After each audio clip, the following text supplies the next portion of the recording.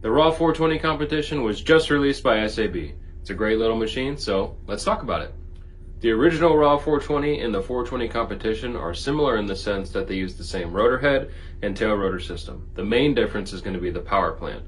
SAB decided to move away from the direct drive system on the 420 competition, so now you can use your favorite X-Nova motor, Scorpion motor, or any other brand that you'd like. The main benefit to this is power setup and head speed range. So now that you're not limited by KV and zero pulley options, you can choose different motor size, different KV, different pulleys. So if you want to run low RPM and do sport flying, or crank the head speed all the way up and do crazy 3D, it makes it a lot easier with the 420 competition.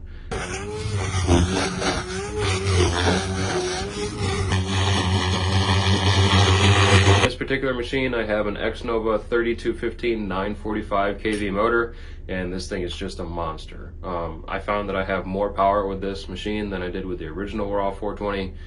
So maneuvers like fast tic-tocs, hurricanes, big loops, you just experience less motor bogging overall.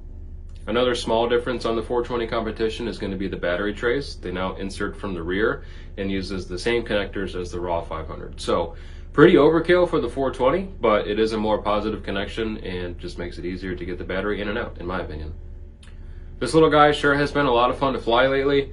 I would say that the new motor setup is a big improvement over the original machine. Not that there's anything wrong with the direct drive system. It is simpler, it's easier to build, you don't have to mess with anything, you just slap the motor in and you go. But for those of you that want to run maybe a really low RPM setup or get a little bit more power out of it and do some crazy 3D, then the 420 competition is the way to go. And I just keep this thing in the truck and fly it during lunch, fly it after work. I mean, it's the perfect size just to take it to the baseball field and beat it up for a little bit. So I think that's enough talking for now. Let's go see what this thing can do.